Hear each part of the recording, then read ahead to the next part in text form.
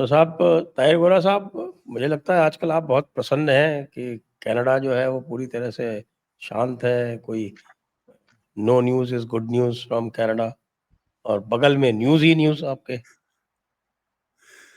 जी देखिए, टोरंटो में eastern standard time का जो समय होता है वही वॉशिंगटन और न्यूयॉर्क में होता है।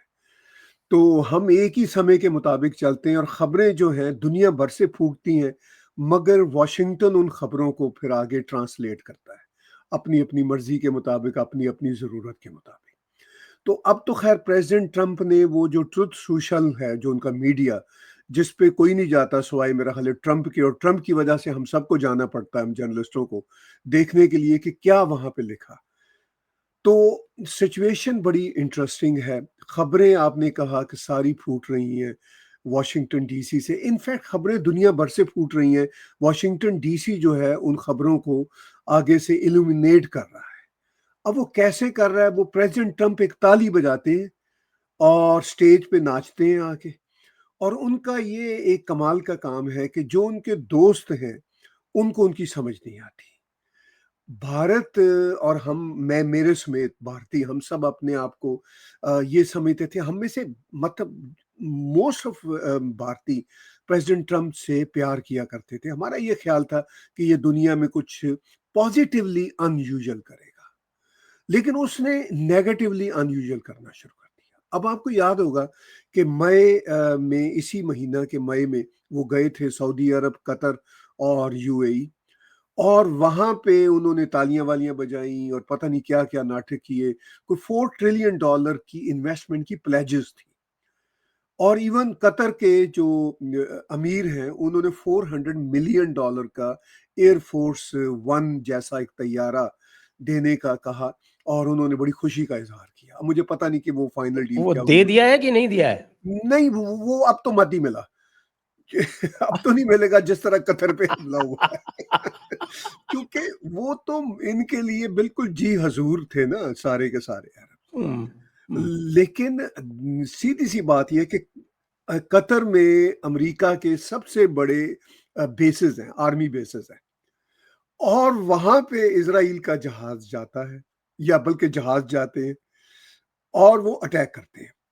तो इसका मतलब ये है कि इनकी फौज भी अपने सबसे करीबी इलाके को नहीं रोक सकी। इसीलिए प्राइम मिनिस्टर मोदी ने फोन करके कतर के अमीर से कहा कि भाई जो है ये गलत हुआ है। मैं समझता हूं कि कतर को भी होश नहीं करना चाहिए हमास के लोगों को, ये भी एक इशू है, लेकिन वो होश भी कतर कर रहा था अमेरिका के कहने पे। पहले आपको याद होगा दोहा कैंप हुआ था तालिबान के लिए, वो प्रेसिडेंट ट्रंप का पहला जमाना था। तब सारे तालिबान को इकट्ठा किया गया दोहा में, और वो भी प्रेसिडेंट ट्रंप की आशीर्वाद से हुआ। तो प्रेसिडेंट ट्रंप का ये ख्याल होता है कि हाथी के दांत खाने के और दिखाने के मैं कुछ और रखूं, तो शायद इससे दुनिया में बड़ी तब्दीली आती है। लेकिन आपने देख लिया कि जो हशर उन्होंने इंसल्टिंग रवैया कॉन्टिन्यूसली भारत के लिए किया। The country and the people of the country who loved most president Trump, इस शख्स को कोई शर्म हया नहीं आई कि सिर्फ इस बात पे कि जी भारत क्यों क्रेडिट नहीं दे रहा। अब आप देख लीजिए, आज ही का स्टेटमेंट है जो नॉमिनेटेड है भारत के लिए एम्बेसडर, यूएस के यंग चैप, सरजियो गोर भी कहते हैं, सरगई गोर भी उनको कहते हैं, जो उज्बेकिस्तान में पैदा हुए थे। तो उनका क्या स्टेटमेंट है जो उन्होंने कांग्रेस के सामने बातचीत करते हुए वो दिया? शायद गोरशोस्की हैं। हाँ हाँ, वो उज्बेकिस्तान के हैं। तो मुझे याद है जब मैं उज्बेकिस्तान में हुआ करता था, तो मैं इनके कहीं पेरेंट्स से कहीं, वहां रशिया होटल था उज्बेकिस्तान में, जो जो ये ओन करते थे। मैं उनसे, मतलब उस वक्त तो ये मेरा ख्याल है कि 2-3 साल का होगा जब मैं बात कर रहा हूँ, ठीक है। तो अब देखिए, वो भी ये कह रहा है जो भारत में एम्बेसडर बन के आ रहा है कि जी भारत को रूस से तेल नहीं लेना होगा। भाई, तुम लोग सोचते ही नहीं हो कि खुद अमेरिकन एडमिनिस्ट्रेशन जो बाइडेन के जमाने में भारत से ये रिक्वेस्ट कर चुकी है कि तेल की प्राइसेस को स्टेबलाइज करने के लिए आप बराए मेहरबानी तेल लीजिए। अच्छा, वही तेल जो रिफाइन हो के भारत से इवन यूक्रेन तक को सेल होता है। तो अमेरिकन ये जो एडमिनिस्ट्रेशन है ये इतनी ऑब्लीवियस है कि इनको कोई कोई ख्याल ही नहीं है। प्रेसिडेंट ट्रम्प का ये ख्याल है कि मैं ट्रुथ सोशल पे कुछ ट्रुथ डालूँगा जो कि वो झूठ होता है इनफैक्ट। वो और मैं दुनिया हिला दूँगा। तो ये जो ईगोसेंट्रिक होना या नार्सिसिस्ट होना है और नासमझी की बातें, अपने दोस्तों को भी दोस्त ना समझना, ये दुनिया में चल नहीं रहा। और ये कहते थे कि मैं प्रेसिडेंट ऑफ पीस हूँ। वो पेंटागन का नाम बदल के डिपार्टमेंट ऑफ वॉर रख दिया। मतलब कोई एक लफड़ा है जिस पे हम अपने ही पुराने, जिसको हम चाहते थे, उसके बारे में दुख फरोले। तो अनबिलीवेबल। बाकी जो विभूति भाई तो वहां बैठे ही हुए हैं, देख रहे हैं सारी चीजों को अमेरिका में विभूति करीब से। बस तो पार्टी में भी बैठे हुए हैं। पार्टी कर रहे हैं तो साहब, पार्टी हो रही है। तो विभूति जी से पूछूंगा कि साहब कि ये जो सर्जियो गोर बोल रहा था कल, how do you look at it, कैसे देखते हैं इसको आप? देखिए, थैंक यू वेरी मच, बहुत बहुत धन्यवाद आप दोनों के साथ जुड़ने के लिए।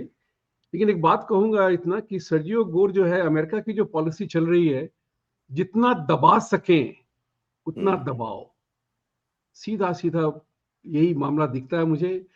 मारियो रूबियो ने भी स्टेटमेंट दिया था कि ये डिफाइनिंग रिलेशनशिप है, ऑल दैट। एक यूएस में क्या होता है कि गुड कॉप बैड कॉप का सिलसिला हमेशा चलता रहता है। मेरा मुद्दा हमेशा से ये रहा है, हमें क्या चाहिए? आज तक क्या भारत ने अमेरिका को ये कहा है कि तुम मुझके कहते हो कि मैं उससे धंधा ना करूं, उससे दोस्ती ना करूं? क्या हमने कभी अमेरिका को कहा है कि आप पाकिस्तान से दोस्ती बंद करो, तब हम आगे बात करेंगे? तो जब और अमेरिका क्या देखता है कि इनके देश में ही तो ऐसे कमीने हैं जो पाकिस्तान के गले लगे हुए हैं, राहुल गांधी से लेकर के जितनी आप लिस्ट बना लें उसमें, जो वहां जाकर के पाकिस्तान से कहते हैं कि मोदी को हटाओ, हमारी मदद करो। तो जब देश में ही 0.5 एलिमेंट जुड़े हुए हैं, तो मैंने ही कुछ कह दिया तो कौन सी बुरी बात हो गई? हमारे सपोर्टर तो है वहां पे। मोदी के सपोर्टर हमें ऑब्जेक्ट करेंगे, लेकिन राहुल के सपोर्टर तो है वहां पे, तो उनके तलवे चाटने वाले। तो ये जो मुद्दा है मेरे हिसाब से कि अब समय आ गया है। देखिए साहब, टोरंटो, जयपुर, न्यूयॉर्क से आज हम जुड़े हुए हैं, डिजिटल लाइव कॉन्वर्सेशन हो रही है दुनिया भर में। तो आज की तारीख में तो ऐसा है कि मैं न्यूयॉर्क में हूं, शायद आपको ज्यादा खबर हो न्यूयॉर्क के बारे में मेरे से ज्यादा, क्योंकि टेक्नोलॉजी के कारण खबरें बहुत अजीब तरह से बाहर निकल रही हैं। तो मेरा मुद्दा यह है कि आप इस सारे मुआयने को, सब चीज का मुआयना करिए और ये निश्चित करिए मुझे क्या चाहिए। अगर आपने अपना वो मुद्दा सही नहीं किया तो लोग ऐसे ही आके कुछ ना कुछ करते जाएंगे। सो मेरा ये मुद्दा है कि भारत को अभी समय आ गया है कि सर्जियो गोर और रूबियो और ट्रंप को बोले, Rubio is playing the good cop, Rubio is pro India, anti China, he is a good cop. And then you have others, जो दूसरे लोग हैं जो पतंग उड़ाए जा रहे हैं भारत के नाम पे, गालियां दिए जा रहे हैं। मोदी, ट्रंप चुप है, मोदी इज अ परम मित्र ऑफ माइन, गुड मैन, मैं उनसे दोस्ती करूंगा, दोस्ती है हमारी, हम ट्रेड सामना कर लेंगे। तो ये गुड कॉप बैड कॉप वाला जो सिलसिला है, या तो हमें खेलना पड़ेगा वही, या हम उनको कहें कि भैया अब जो है आप अपना संबंध पाकिस्तान से संभालो, फिर हम आगे आपसे आगे बात करेंगे। नहीं तो हम उस देश से कैसे दोस्ती करें जो मेरे दुश्मन के साथ मिला हुआ है और उसको उसको शह देता है। चाइना की जहां तक बात है, गोर की जहां तक गोर का था, वो डरी हुई बात कह रहे थे। वो आते आते भी ये कह रहे थे कि हमको इंडिया के साथ जो इकोनॉमिक रिलेशनशिप है, जहाँ की पॉपुलेशन हमारे पॉपुलेशन से ज्यादा है, जिसकी मिडिल क्लास पॉपुलेशन हमारे पॉपुलेशन से ज्यादा है, हम उसको इग्नोर नहीं कर सकते। तो उसकी अंडरलाइंग मैसेज भी है कि ये सहमे हुए हैं, ये डरे हुए हैं कि मोदी ने जाके चाइना से भी हाथ मिला लिया, रूस के साथ तो उनकी दोस्ती है ही। तो इंडिया अंडर मोदी जो है वो ऐसे नहीं पुश करके, धक्के डाल के उसमें आप कुछ काम नहीं करवा सकते हो। और एक बात दाद दूंगा मैं, मोदी जी भी एक बहुत बढ़िया डिप्लोमेसी खेल गए। सारे के सारे यहाँ के लोग, यहाँ के भी कमेंटेटर्स उनको बहुत सराह रहे हैं, उनको बहुत सराहते हैं कि मोदी की डिप्लोमेसी काम कर गई और ट्रंप चुप हो गया इसमें। तो इस बात को भी हमें समझना पड़ेगा कि हमें क्या चाहिए, हमें अपनी लिस्ट चाहिए। That is the most important part जो इंडिया की तरफ से मैं कहूंगा, आज हमें लिस्ट बना दो। उसका पहला नंबर मेरे तरफ से ये होगा कि आप जब तक पाकिस्तान के साथ नहीं मामला संभालोगे, हमसे दोस्ती की उम्मीद मत करो। हम फिर आपसे ट्रांजैक्शन करेंगे, ये लेंगे, वो लेंगे, नहीं लेंगे, नहीं लेंगे। दैट्स सिंपल सी बात है। इंटरेस्टिंग बात सर्जियो गोर की जो टेस्टिमनी थी, उसमें उसने एग्रीकल्चर, डेयरी की बात नहीं की। आपने शायद देखा होगा उसको। He did not touch upon लेकिन उसने ये बात भी कही हाँ, कि क्वाड में Trump is going to correct, America. Correct. तो अब जो हो गया है कि जो एक एक खबर उड़ गई थी कि ये शायद क्वाड के लिए नहीं आएंगे वहां पे, अगर ये वो तो ट्रम्प उनके ही लोगों ने कही थी, व्हाइट हाउस से ही बात खबर आई उड़ी थी। थी, खबर उड़ी थी। सच्चाई क्या, झूठ क्या, वी डू नॉट नो आज की तारीख में। कौन कहता है, क्या कहता है, तो वो तो पता नहीं है। व्हाइट हाउस भी तो speaks in 10 voices. Exactly, so that is, इसी बात को मैं कह रहा हूं कि लेकिन अब तो ये हो गया है कि अब आप इंडिया को इग्नोर नहीं कर सकते हैं। That America knows. और हमें जो है इंडिया यूएस के रिलेशनशिप को टर्निंग पॉइंट पे लाना पड़ेगा, अपनी बात को आगे रख करके। और मुझे इस बात की बहुत खुशी है कि जो उन्होंने डिफेंस की बात की, ऑयल की बात की, इसकी उसकी बात की, तो भाई भारत को कहें आप कि अगर आप रशिया के हिसाब से चलाना चाहते हैं तो उसी हिसाब से पैसे दीजिए, उसी हिसाब उसी भाव पे तेल दीजिए। एग्जैक्टली। एग्जैक्टली। हमें अपनी बात को आगे बढ़ाना है। अगर हमने अपनी बात को हेतु हेतु मजबूत, ऐसा हो जाएगा, ऐसा कर देंगे, आपने ऐसा, वो नहीं। डिमांड को अपनी डिमांड लिस्ट बनाइए और उसको सामने पेश करिए। हमारी ये कंडीशन है कि पाकिस्तान को आप डिफेंस इक्विपमेंट नहीं देंगे, प्लेन नहीं देंगे, और आप पाकिस्तान के साथ जो भी करना चाहो करो, हमारे साथ वो नहीं चलेगा।